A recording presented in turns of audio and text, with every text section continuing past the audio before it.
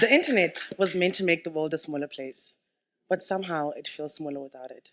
An unavoidable collision between humankind and technology is forcing us to a new type of thinking, a thinking that is essential if humankind is to survive and strive towards higher levels. My mother and her father have always been eager to change the world, but I just figured I'd just settle for understanding it first. For over hundreds and thousands of years, our capacity to reason has remained unchanged.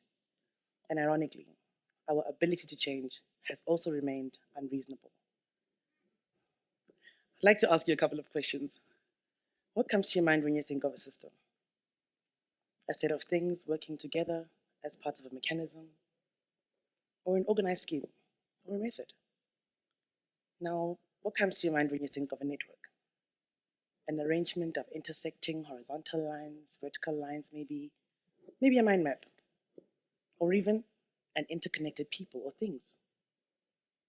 You and I can both agree that everything we know, we did not learn from school alone. In fact, many of the things that we've learned from school, we understand better when it happens outside of school. Like when Tabo has 3 apples, and he gives 2 to his friends, and he's left with 1, and you are Tabo. Or when you experience an injury to your body, and you realize that indeed, the leg bone's connected to the thigh bone. Or when you put some Mentos in a Coke bottle, and then poof, it explodes. Because the chemical compounds of aspartame and Mentos can cause an eruption. And just like that, I have referenced subjects and topics that I learned in school as a child. Basic maths, basic biology, basic physics, and I probably could have told a better joke if we had basic comedy as a subject. You know, the combined intellect of all of scientists, mathematicians, engineers, TikTokers, YouTubers, and hackers, they pale in comparison to one of the most basic education systems, South Africa. Because once online, any learner, any student, teacher, or parent can quickly overcome the limits of learning or the limits of an education system. Some call the internet liberating, and some call it intimidating, but some don't even call it at all. And every time someone buys data, connects to the Wi-Fi, I say, welcome to the University of the Internet. The education system in South Africa is in desperate need of a lifeline. And yet, the majority of us are still offline. You see, South Africa, like many countries in the world, they still work on a system that forces a 17-year-old to decide on something that they think they like, and then make them and their family members debate 500,000 rands of tuition fees and 4 years of their lives, that they will enjoy and live off this decision for the rest of their lives. Our education system might have worked at some point. It might have been the best thing since sliced bread. For example, if we look at the first phone ever invented, as compared to the phones we use today, you notice the user interface has changed, the user experience has changed, and we could probably say the same thing for cars and many more other things. It's convenient, isn't it?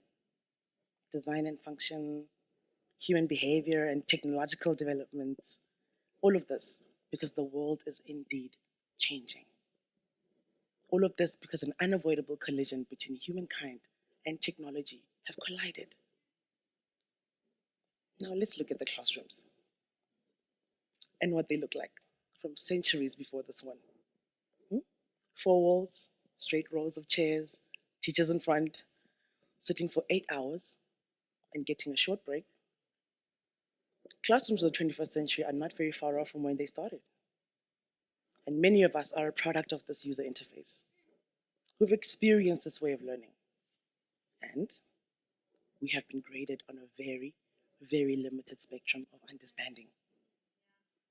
And if you were like me, your teachers made you sit in the back of the classroom because only the smart kids get to sit in the front. Because, quote unquote, they really wanted to learn. Or your math teacher didn't want you to be class captain, even though the votes were there. Because your maths was just that bad. But in other words, a leadership opportunity was denied. because I was barely making it in maths. To some extent, we've made the most of this education system. Although the user interface is still the same, at least we have some tablets and some interactive boards. Although user interface is relatively the same, at least some classrooms have some internet connection. You know? It was Albert Einstein that once said, everyone is a genius. But if you judge a fish by its ability to climb a tree, it will live its whole life believing it's stupid. When I was in primary school, at the age of 11 or 12, I was asked my parents if I could paint my room. And instead of hiring a painter to do the job, they bought the paint and the tools to paint my room, and I painted my room. I found the talks to be very enjoyable, that I even asked if there were other rooms that needed painting. And before you knew it, I had repainted most of the house. From there, my parents saw something in me, something suggesting that I enjoyed working with my hands, getting dirty. I grew up with not too many gender roles in the house. So naturally, when my dad needed to change a light bulb or assemble a furniture piece, I was so excited that they were offering me to do these little jobs, right? And I saw this thing as a cool thing to do when I'm at home. But they became excited, like really excited, like the same way Google gets excited when they listen to your consumer conversations and their patterns, so that the algorithm can quickly adjust itself and suggest personalized adverts to your phone. They got that excited. My parents are like customized, computerized calculators, data processors, and their parenting skills are like automated parental parenting prompts for reasoning. My folks had learned my learning habits.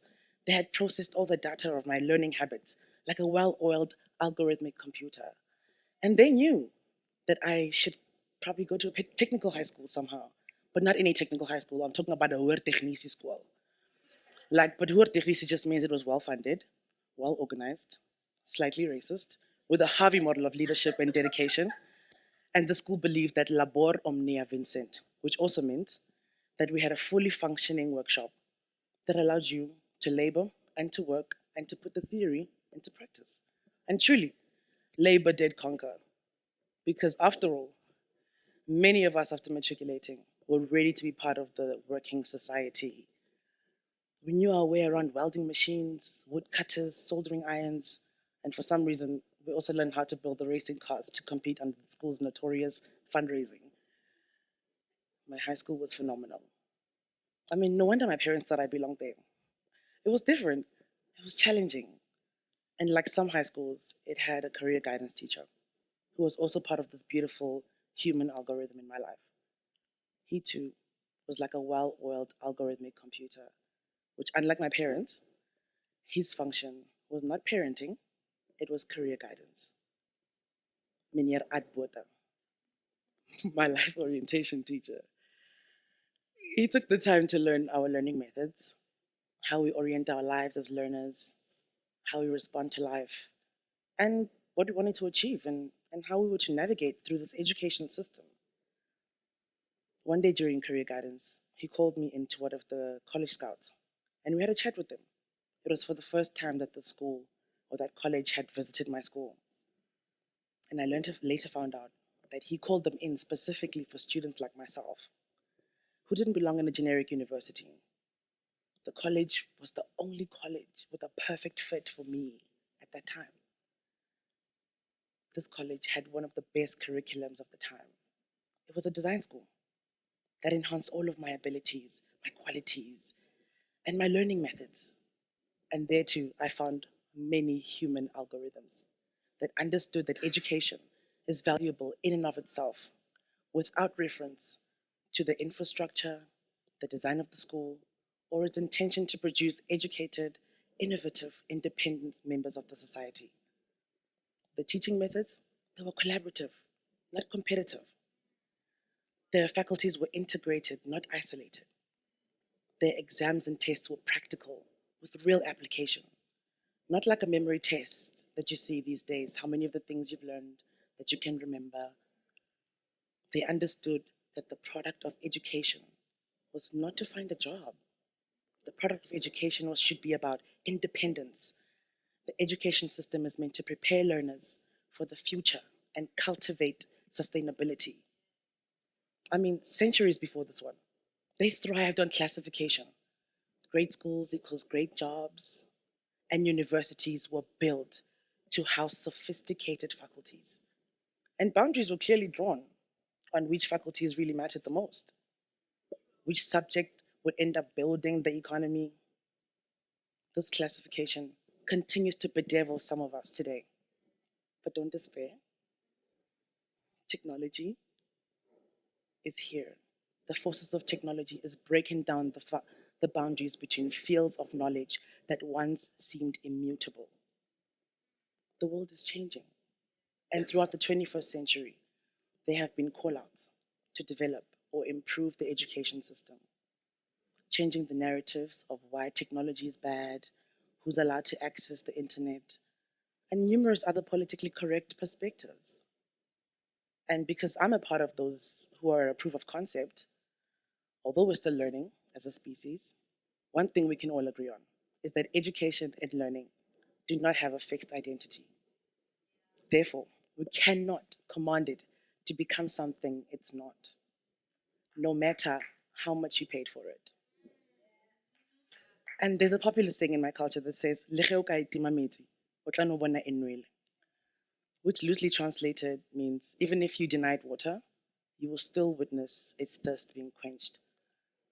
But loosely, it just means that you will survive. I will survive. And that's what technology is allowing us to do. Survive. In the education industry, we saw what happened in the beginning of the pandemic. The pandemic caused an unavoidable collision between humankind and technology. And it forced most of us to set up virtual representations of ourselves, who we are, what we stand for, what we believe, and what we know that we have to be a part of. Imagine a world where the education system was a physically independent network, a network that is constantly coding your learning methods to unlock your full potential, a network allowing you to be connected through an algorithm that uses the input of your learning methods, processing it into output representing the computation of arithmetic data, helping you decide if you like working with your hands, whether or not you belong in a technical high school, or whether you even test well. Your subjects and your faculties tailored and customized to your education network. The teaching methods connected like a network, not a system. The curriculum, not designed like a cookie cutter. The teachers and students profiled for integrated teaching and learning, like the world we live in today and the world we will live in tomorrow. Imagine a world where you could apply for schooling using education profiles that are carefully processed in a quantum processor that has all your learning methods since you started watching Takalani Sesame, Peppa Pig, and Coco Melon. Hey? Imagine your algorithms were coming together in the name of better education instead of in the name of consumerism and unwanted adverts. A world we each have an education profile or a virtual representation that you can use to log into networks of industries, institutions, curriculums, and faculties that are tailor-made and designed just for you, where workshops and presentation centers are accessible to all who are connected to the network, just like that. A world that encourages teachers and parents to not be complacent and learn to be assertive in learning, because just like an algorithm, we all play a very big role in solving the world's big problems, and small ones too, as the world continues to change. If you're a learner, find the right algorithm for your learning. If you're a teacher or a parent, become the necessary algorithm for change. And I know you're probably wondering, how on earth am I going to do this? You're probably saying, like, what about me? My parents are not human algorithms. Or maybe you wish someone was able to identify your learning methods. Maybe you wish you could learn how to identify algorithms and learning algorithms. But it's not simple, but it is actionable. Let's start with, what are you spending most of your time doing? How are you learning it? How are you understanding it? How are you best benefiting from it? We're living in an ecstasy of a network and connections and profiles. The ecstasy is obscene and the network is unrestrained. There is stubbornness in the learning process. And whether you're aware of it or not, algorithms are becoming a big part of our lives. We look backwards at history and tradition. But I often say, education is a necessary physical experience. For us to move forward, we can only look backwards. And for us to move upwards, we must be willing to look downwards. And my favorite learning process and experience of it all is to look around you to make progress. Be the algorithm.